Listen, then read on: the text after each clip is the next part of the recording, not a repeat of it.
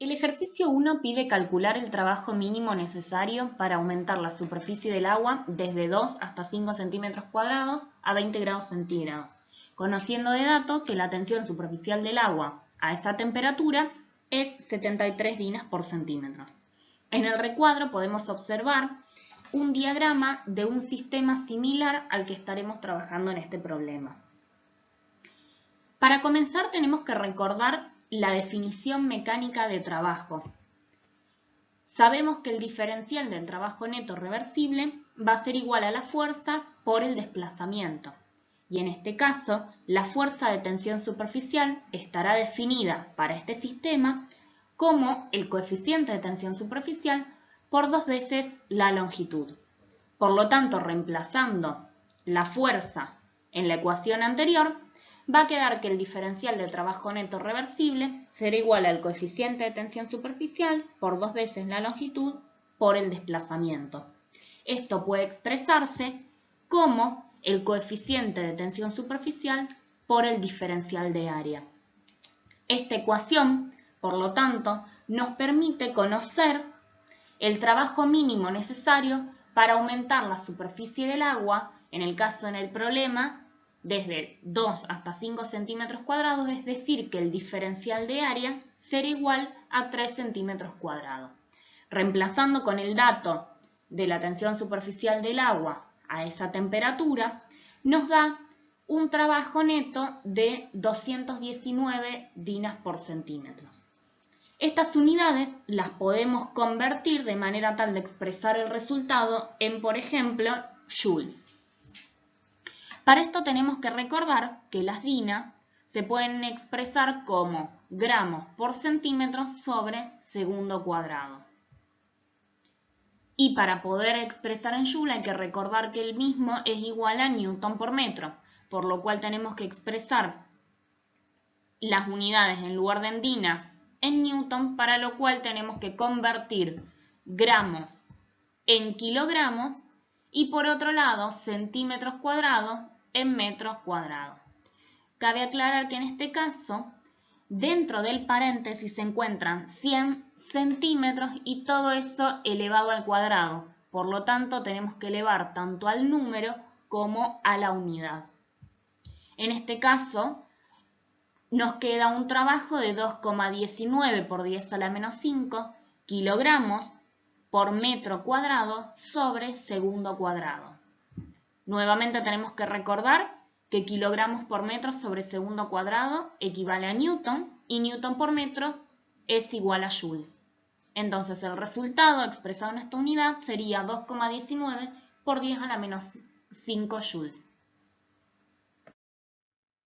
El ejercicio 3 nos plantea que la tensión superficial de una solución acuosa de sacarosa es mayor que la del agua. Conociendo esto, tenemos que en el primer ítem explicar, justificando con la isoterma de absorción de Gibbs, cómo será el exceso superficial relativo de la solución acuosa de sacarosa. De acuerdo con la isoterma de Gibbs, sabemos que el diferencial de la tensión superficial respecto de la concentración de soluto denominada C2 a presión y temperatura constantes es igual a menos el exceso superficial relativo por RT sobre concentración de soluto. Conociendo por el dato del problema que el término que involucra el diferencial es positivo, justamente porque la tensión superficial de la solución de sacarosa es mayor que la del agua, y también teniendo en cuenta que el término RT sobre concentración es también una magnitud positiva, para que esta igualdad sea válida, necesariamente el exceso superficial relativo tiene que en este caso ser negativo, para que con el signo menos se haga toda una magnitud positiva y respete que el aumento en la concentración conlleve a un aumento en la tensión superficial. Por lo tanto, en este caso, el exceso superficial será negativo y estaremos en presencia de absorción negativa. Por otro lado, el ítem B pregunta cómo se explica este comportamiento a nivel molecular. Es importante tener en cuenta que la sacarosa es un carbohidrato, por lo cual es bastante lógico pensar que se acumula preferencialmente en el seno de la solución, ya que va a tener una interacción soluto-solvente favorable. Justamente el hecho de que sea absorción negativa va a estar indicando que el soluto se acomoda en el seno de la solución. El último ítem pregunta cómo procedería para determinar experimentalmente el exceso superficial relativo de una solución acuosa de sacarosa a una concentración dada. Sería importante comenzar pensando en la necesidad de obtener diferentes valores de tensión superficial en función de la concentración de sacarosa. Hay diferentes metodologías que nos permiten llegar a obtener los valores de tensión superficial, una de las cuales es, por ejemplo, utilizando un estalagmómetro. Tendríamos entonces que poder obtener el valor de la tensión superficial, en este caso, y como estamos en presencia de una solución acuosa, del agua, es decir, cuando la concentración de sacarosa es 0, y hacer lo mismo para diferentes concentraciones de sacarosa. Esto va a dar una recta de la cual podemos obtener sus parámetros de ordenada al origen y pendiente.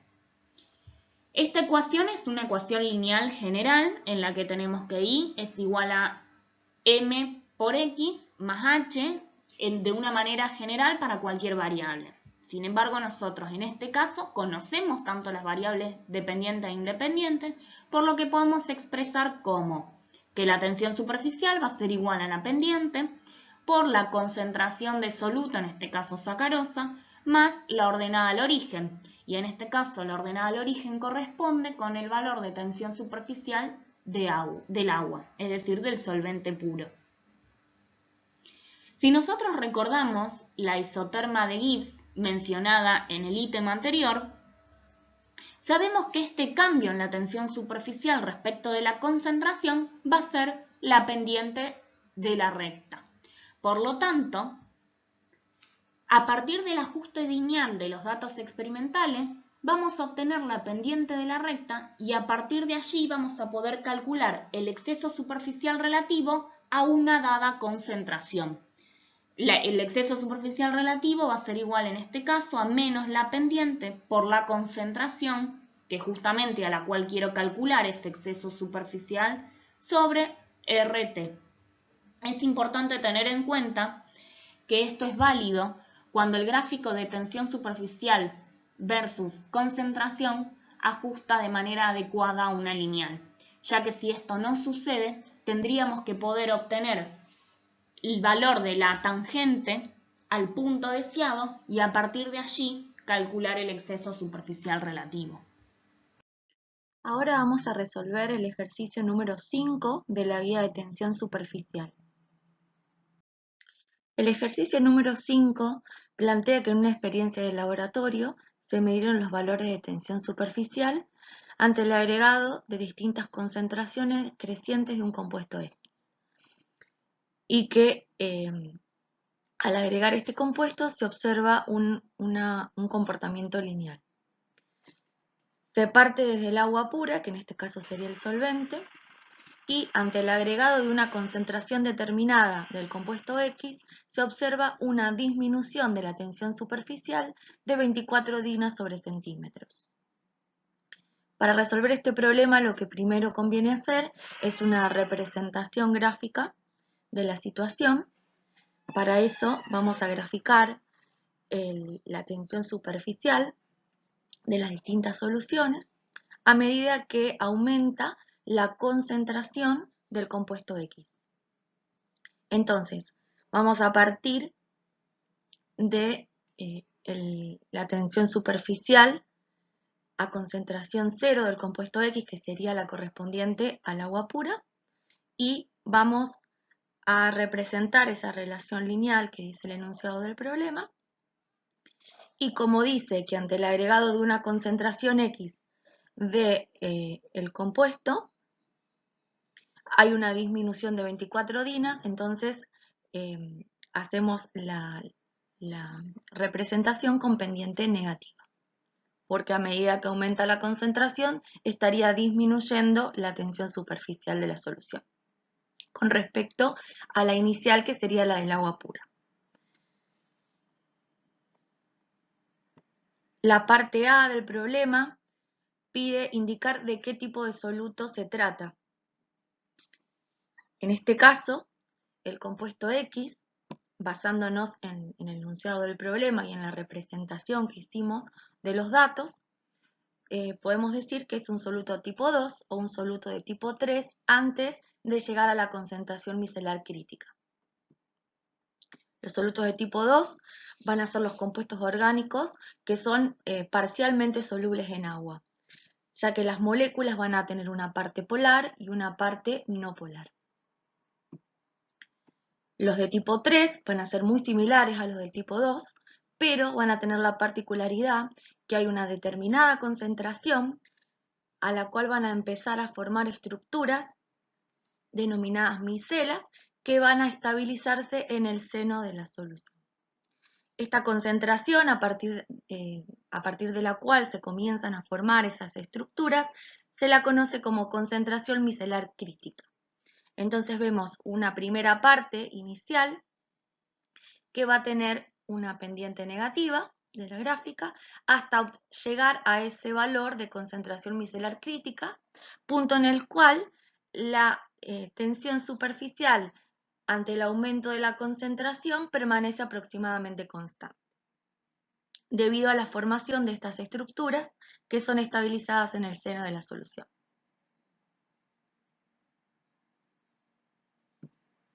La parte verde del problema pide calcular el exceso superficial relativo. Para calcular el exceso superficial vamos a utilizar la ecuación de la isoterma de absorción de Gibbs. Según esta ecuación, el exceso superficial lo vamos a calcular como menos el diferencial de la tensión superficial sobre el diferencial de la concentración a una presión y temperatura constantes, por la concentración a la cual estamos calculando el valor del exceso superficial, sobre R, que es la constante universal de los gases, por T, que es la temperatura de trabajo.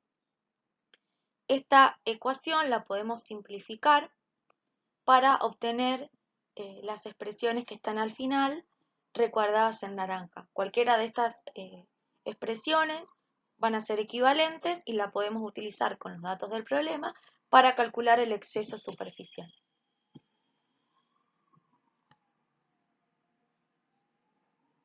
Vamos a utilizar el R, el que está en ergios por mol a la menos 1, por Kelvin a la menos 1, dado que los datos del problema están dados en dina sobre centímetros. Y ergios, recordemos que es dina por centímetro.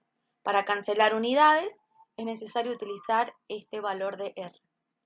La temperatura la vamos a utilizar en Kelvin, ya que también el R está dado en estas unidades.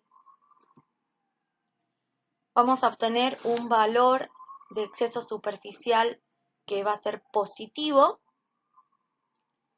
Entonces estaríamos hablando de una absorción positiva, y esto significa que al aumentar la concentración del soluto X vamos a observar una disminución en los valores de la tensión superficial de las soluciones, debido a que el soluto se estaría ubicando en la zona interfacial, comportándose como un tensoactivo.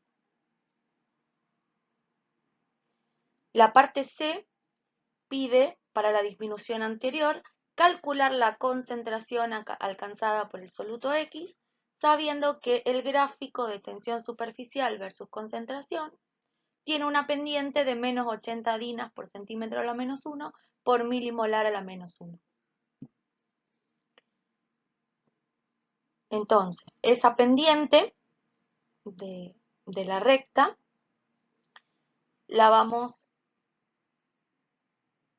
se calculó como el valor de la tensión superficial a la concentración incógnita menos el valor de la tensión superficial del solvente sobre la concentración que queremos calcular menos la concentración en el punto cero. De acá, de esta expresión, la vamos a igualar al valor de la pendiente que da el enunciado del problema y vamos a despejar la concentración que estamos buscando, que en este caso es de 0,3 milimolar. Vamos a resolver el problema número 7 de la guía de tensión superficial. El ejercicio número 7 plantea que se estudió la tensión superficial de soluciones acuosas de distinta concentración de ácido 1-aminobutanoico a 20 grados centígrados.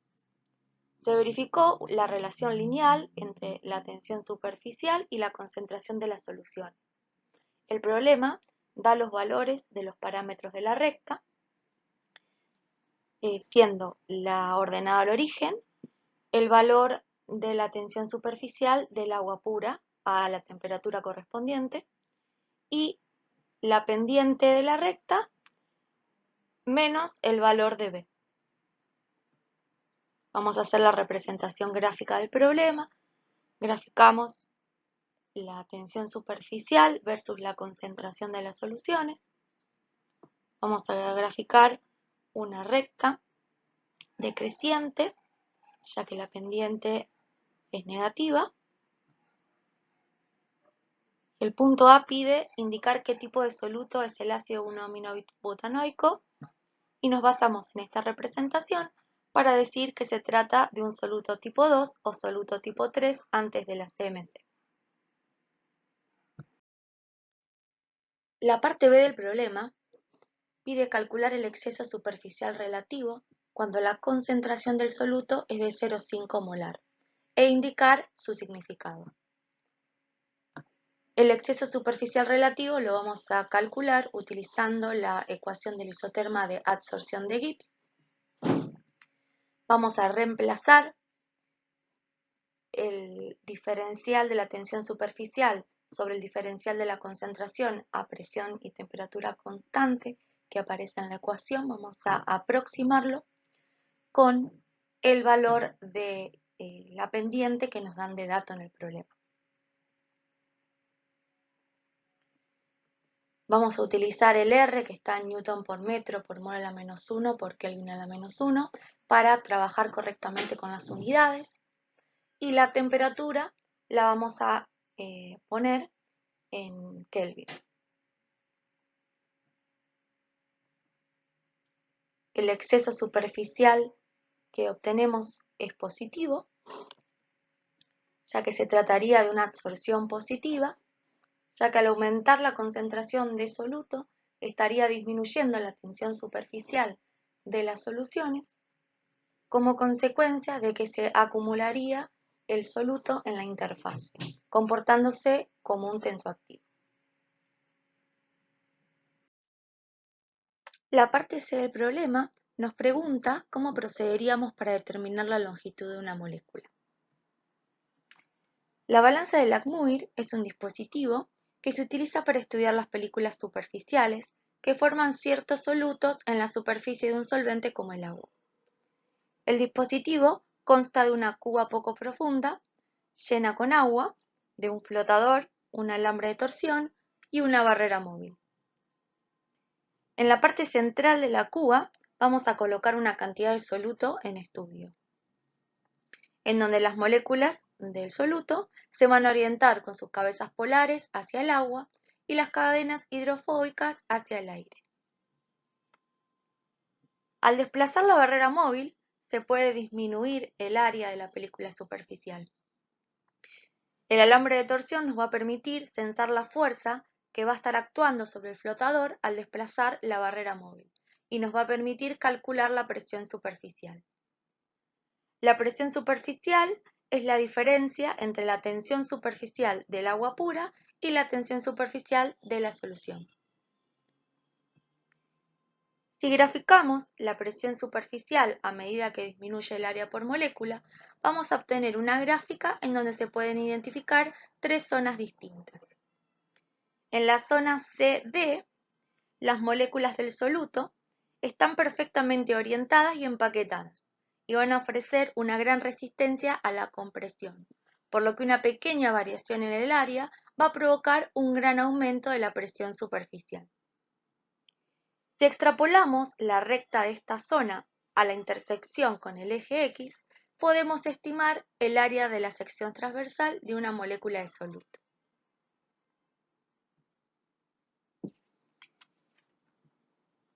El volumen de una molécula de soluto lo vamos a poder calcular conociendo su peso molecular, la densidad y el número de Avogadro. A su vez, podemos aproximar el volumen de una molécula del soluto al de un cilindro equivalente y decir que el volumen de la molécula va a ser igual a la sección transversal de la molécula antes estimada por la longitud de la molécula. Y de esta forma, conociendo el volumen de una molécula y su sección transversal, se puede estimar su longitud.